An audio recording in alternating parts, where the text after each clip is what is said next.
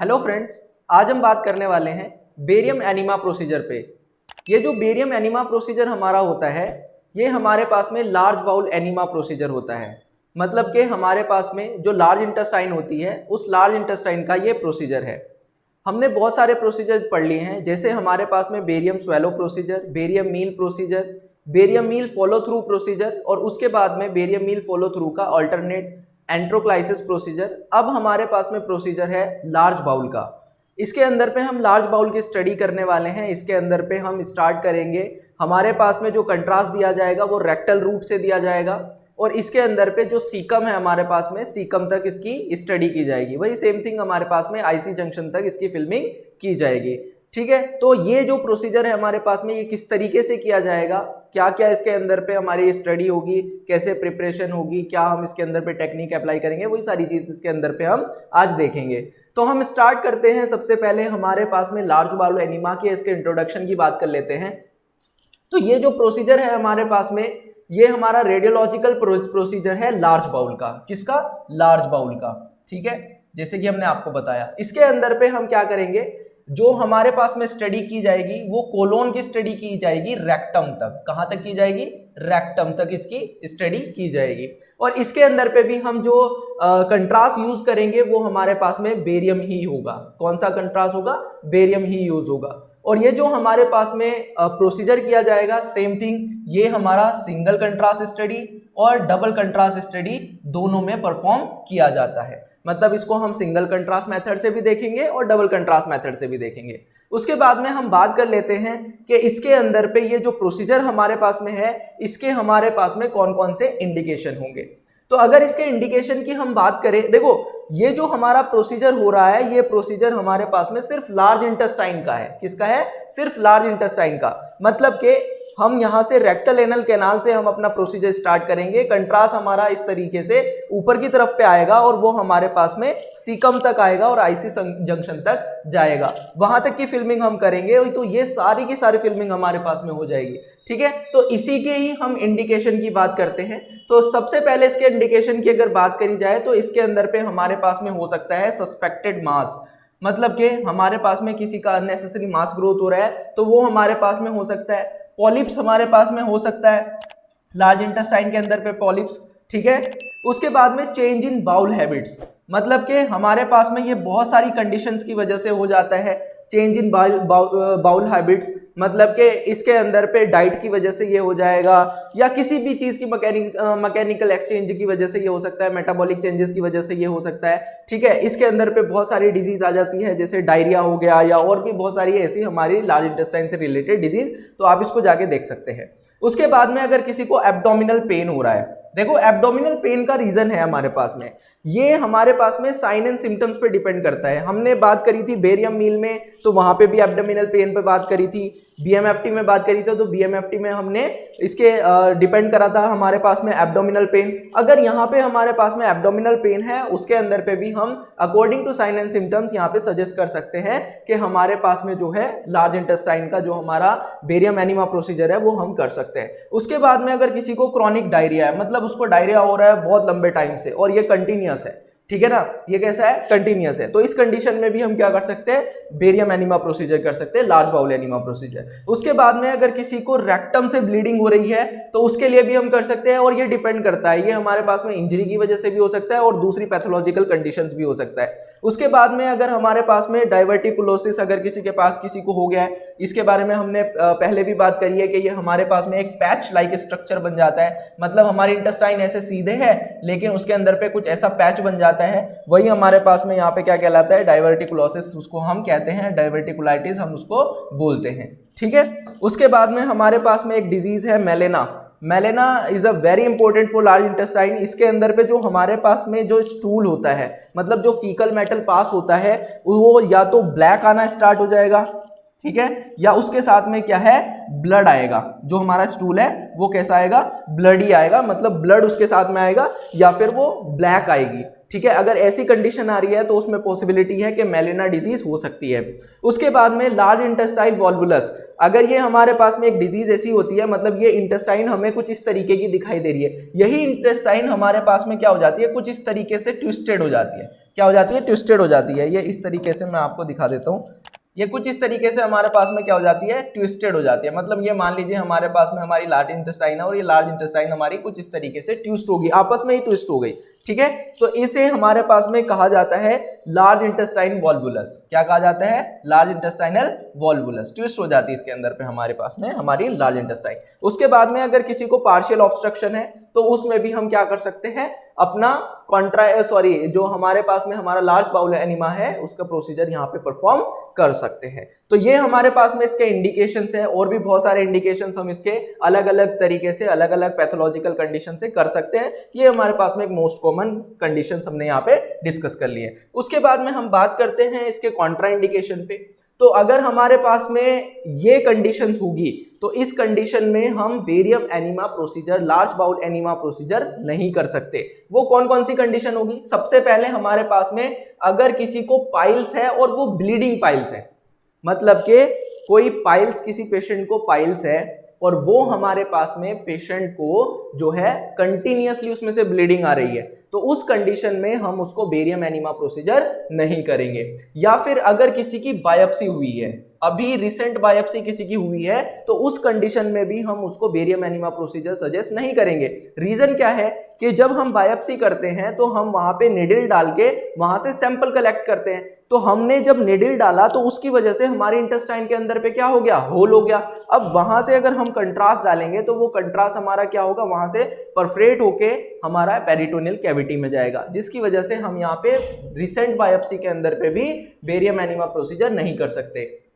उसके बाद में अगर किसी की बाउल प्रिपरेशन कंप्लीट नहीं है, इनकम्प्लीट बाउल प्रिपरेशन, अगर हमारे पास में पेशेंट को हमने प्रिपेयर किया, हम प्रिपरेशन पेशेंट को दे रहे हैं, भाई आपको इस तरीके से लैक्सेटिव खाना है, फीकल मैटर निकालना है, तो अगर हमारे पास में वो पेशेंट उस तरीके से नहीं आता है, कंप्लीट प्रिपेयर होके नहीं आता है, तो उस पेशेंट को हम क्या कर देते हैं, पोस्टपोन कर देते हैं, प्रोसीजर को पोस्टपोन, तो उस दिन के लिए वो कॉन्ट्राइंडिकेटेड हो गया। रीजन क्या है कि अगर हमारे पास में किसी पेशेंट का फीकल मैटर ही नहीं निकला है तो और हम कंट्रास्ट भी नीचे से देने वाले हैं तो उसको और ज्यादा कॉम्प्लिकेशंस आ जाएगी। तो यहाँ पे पेशेंट को कॉन्स्टिपेशन का जो रीजन है वो हमारे पास में बहुत ज्यादा बढ़ जाएगा। कॉन्स्टिपेशन का एक तो पेशेंट कॉन्स्टिपेशन पहले से है, ऊपर से हमने कंट्रास्ट भी उसको ऊपर से दे दिया, तो वो हमारे लिए एक बहुत बड़ी डिफिकल्टी बन जाएगी।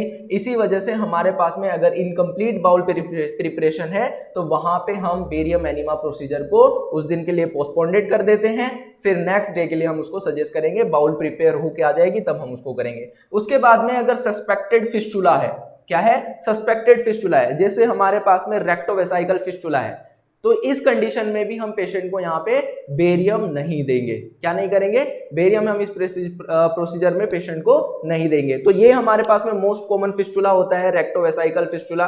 तो ये भी हमारे पास में अगर किसी पेशेंट को है तो वो भी कॉन्ट्राइंडिकेटेड होगा। अगर किसी को सस्पेक्टेड परफोरेशन है, जैसे मैंने आपको बताया कि बायोप्सी करने से हो जाता है, लेकिन ये हमारे पास में वैसे भी परफोरेशन प्रेजेंट है अगर किसी के अंदर, तो वैसे भी हम उसको जो है बेरियम एनीमा प्रोसीजर नहीं दे सकते। लेकिन इस कंडीशन में हमने जैसे आपको बताया है कि यहाँ पे हम क्या करते हैं, आयोडीनेटेड जो हमारे पास में कंट्रास्ट होता है वो आयोडीनेटेड कंट्रास्ट हम यूज कर लेते हैं, ठीक है ना। तो ये जैसे गैस्ट्रोग्राफीन हो गया या दूसरा प्रोसीजर हमारे पास में हो, दूसरा कंट्रास्ट हमारे पास में हो गया, तो परफोरेशन की कंडीशन में वो प्रोसीजर वो जो कंट्रास्ट है उसको हम यूज कर सकते हैं। उसके बाद में pregnancy is a contraindication for X-ray. जहां पे एक्सरे ही नहीं हो सकता तो फिर वहां पे प्रोसीजर का तो कोई मतलब बनता ही नहीं है, ठीक है, तो ये प्रोसीजर हमारे पास होगा ही नहीं। उसके बाद में लार्ज बाउल ऑब्स्ट्रक्शन, अगर किसी का हमारे पास में कंप्लीट ऑब्स्ट्रक्शन है तो हम वहां पे कॉन्ट्रा इंडिकेशन रखेंगे। बहुत सारे बच्चों का क्वेश्चन आता है कि सर जो ये ऑब्स्ट्रक्शन है, ये ऑब्स्ट्रक्शन तो हमें जो है प्रोसीजर में करने के बाद पता चलेगा। ऐसा नहीं है, इसके बहुत सारे सिम्टम्स है। अगर किसी का स्टूल पास नहीं हो रहा है फॉर लॉन्ग टाइम, या किसी पेशेंट का कॉन्स्टिपेशन है, अगर किसी का फूड स्टक हो गया है, ठीक है, ये हमारे पास में नॉर्मल एब्डोमेन का एक्सरे अगर हम करते हैं तो उसमें ये सारी चीजें हमें दिख जाती है। हमें पता चल जाता है कि इसका जो ये ऑब्स्ट्रक्शन है ये पार्शियल नहीं है, कंप्लीट ऑब्स्ट्रक्शन है, तो वहां पे हम उस प्रोसीजर को कॉन्ट्राइंडिकेटेड रखेंगे। ये प्रोसीजर हमारे पास में कॉन्ट्राइंडिकेशन हो जाएगा। क्या हो जाएगा? कॉन्ट्राइंडिकेशन हो जाएगा। ठीक हो गई।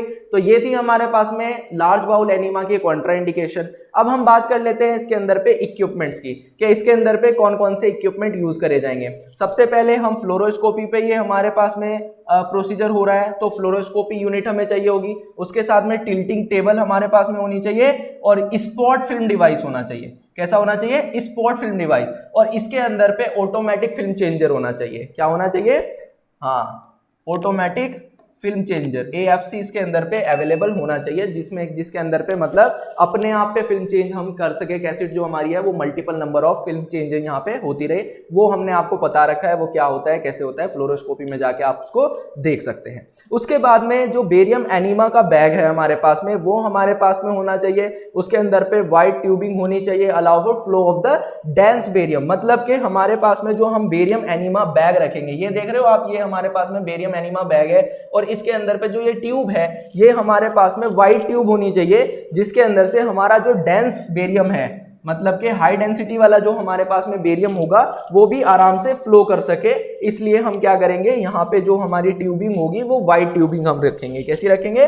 वाइट ट्यूबिंग हम इसके अंदर पे रखेंगे। उसके बाद में हमारे पास में ल्यूब्रिकेंट जेली होनी चाहिए। ल्यूब्रिकेंट जेली क्यों होनी चाहिए? क्योंकि हमारे पास में हम क्या करेंगे, जब एनीमा ट्यूब को हम जो है एनल से और रेक्टम में डालेंगे तो उस टाइम पे हमें जेली की जरूरत पड़ेगी, तो इस वजह से वहां पे चाहिए। उसके बाद में हमें ड्रिप स्टैंड चाहिए। क्या चाहिए? Drip stand. क्योंकि जो हमारा एनीमा बैग है, इस एनीमा बैग को हमें क्या करना है, उस ड्रिप स्टैंड के ऊपर ही लगाना है। और ये हमारे पास में जो होगा, ये हमारा कुछ बेड से 60 सेंटीमीटर ऊपर होना चाहिए। कितना होना चाहिए? बेड से, जहां पे पेशेंट लेटा होगा, पेशेंट से 60 सेंटीमीटर हम इसको क्या करेंगे, ऊपर कम से कम होना चाहिए। मतलब इतना होना चाहिए, इससे ज्यादा हम रख सकते हैं। उसके बाद में हमारे पास में pneumatic bulb to inflate the air. Pneumatic bulb हमारे पास में क्या होगा, देखो हमारे पास में ना कुछ इस तरीके का एक पंप होता है, ये देख रहे हो आप, ये कुछ इस तरीके का हमारे पास में एक पंप होता है। जब हम डबल कंट्रास्ट स्टडी करते हैं, देखो हमने जो बेरियम एनीमा की बात कर ले, बेरियम स्वेलो की बात कर ले,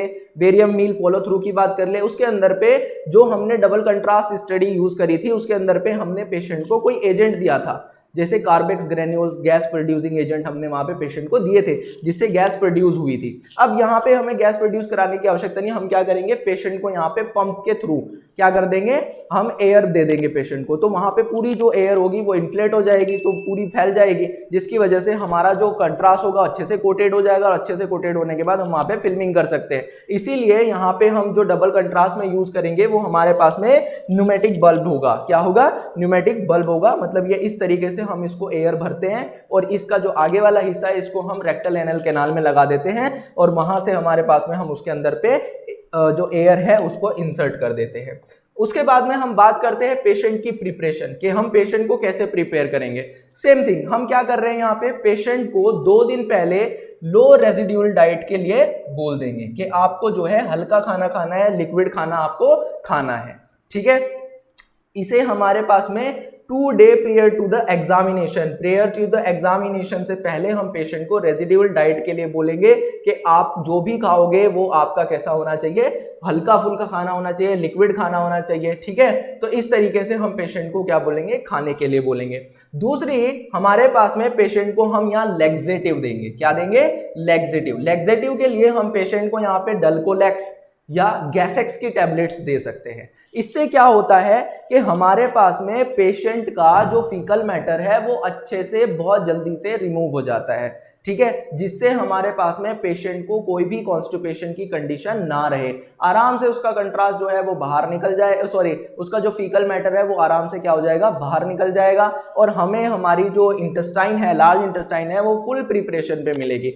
उसके बाद में हम बोलेंगे पेशेंट को कि जिस दिन आपका प्रोसीजर होगा उस दिन आपको क्या करना है, 4 से 6 घंटे आपको NPO रहना है, नील पर ओरल रहना है। जिस दिन आपका प्रोसीजर होगा, आप प्रोसीजर वाले दिन, जैसे आपका प्रोसीजर होगा, प्रोसीजर होने से टाइम, जैसे हमने उसे टाइम दे रखा है कि इस टाइम आपका प्रोसीजर होगा, तो उस टाइमिंग आपकी 4 से 6 घंटे की फास्टिंग होनी चाहिए। क्या होनी चाहिए? फास्टिंग। NPO आप पेशेंट रहना चाहिए। इसके बहुत सारे कंडीशंस हैं, कि ऐसा क्यों करते हैं, रीजन क्या है। क्योंकि अगर पेशेंट को हमने दिया तो सेम वही थिंग जो हमारी प्रिपरेशन है वो प्रिपरेशन हमारी कंप्लीट ही नहीं होगी। हम जब उसका प्रोसीजर करने जाएंगे उस टाइम में हमारे इंटेस्टाइन में कुछ ना कुछ अवेलेबल होगा। ठीक है, उसके बाद में हम बात करते हैं कि हमारे पास में हम पेशेंट को एक और चीज के लिए इंस्ट्रक्ट करेंगे।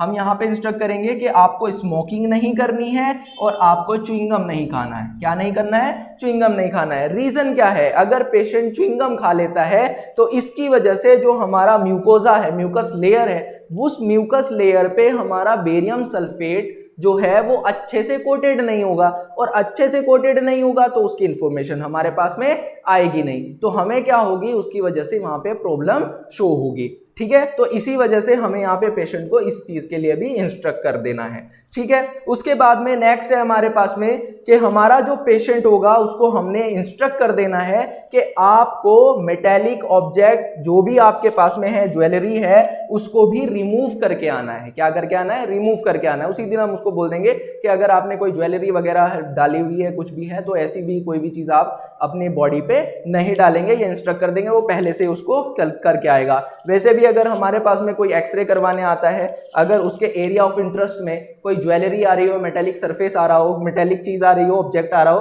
तो उसको हम क्या कर देते हैं? रिमूव करवा देते हैं। ठीक है, उसके बाद में हम स्टार्ट करते हैं हमारी सिंगल कंट्रास्ट स्टडी को। क्या स्टार्ट करते हैं? प्रोसीजर हम यहां से कंटिन्यू करते हैं। तो कंटिन्यू प्रोसीजर को हम नेक्स्ट वीडियो में बात करेंगे। इस वाली वीडियो में हम इतनी ही बात करते हैं। नेक्स्ट हम स्टार्ट करेंगे कि इसका जो सिंगल कंट्रास्ट स्टडी क्या होती है, डबल कंट्रास्ट स्टडी क्या होती है। तो आज की वीडियो में इतना ही। Thank you very much. Please subscribe my channel.